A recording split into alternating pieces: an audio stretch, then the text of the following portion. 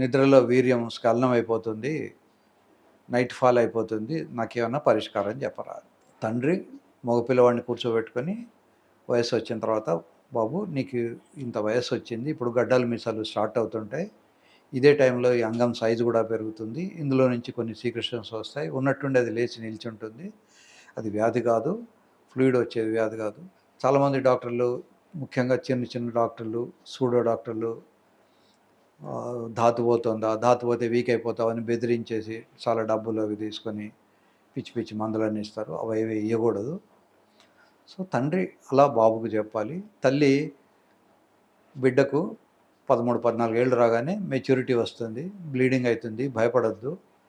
ఆ బ్లీడింగ్ వచ్చే రోజుల కన్నా 1-2 రోజుల ముందు నుంచే డైపర్స్ పెట్టుకోవాలి, ఎలా దాన్ని హైడ్ చేయాలి అనేది తల్లి పిల్లలకు 12-13 ఏళ్ళు రాగానే చెప్పాలి.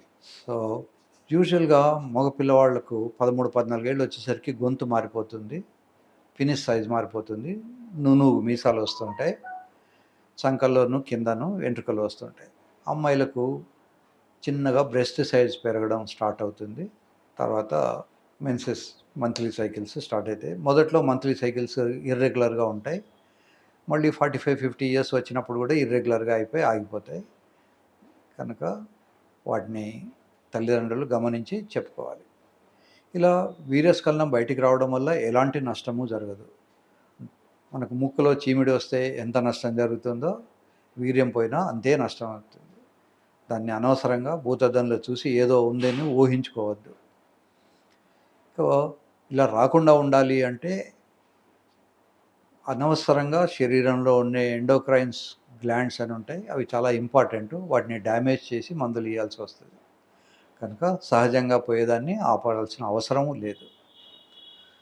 ఒకవేళ మాస్టర్బేషన్ అనే ప్రక్రియ లేదా హస్తప్రయోగం విపరీతంగా చేస్తూ దానికే ఎడిక్ట్ అయిపోయి చదువు మానేసి లేదా ఉద్యోగం మానేసి ఇవే చేస్తుంటే అది డిసీజ్ ప్రాసెస్. అప్పుడు దాన్ని తగ్గించుకునేందుకు కొన్ని మందులు ఉంటాయి, అవి ఇవ్వాల్సి వస్తుంది. సహజంగా అప్పుడప్పుడు పోయేదానికి ఎట్లాంటి మందులు ఇవ్వకూడదు.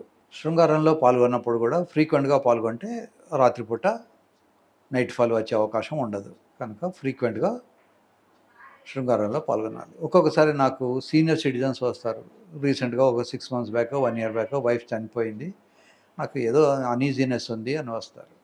వాళ్ళకు కూడా నేను చెప్తాను, మాస్టర్బేట్ చేసుకోండి, ఎలాంటి నష్టము జరగదు. నిజానికి వారానికి 2 సార్లు కనుక ఇజాక్యులేషన్ బయటికి వస్తే ప్రాస్టేట్ క్యాన్సర్ వచ్చే అవకాశాలు చాలా చాలా తక్కువ ఉంటాయి.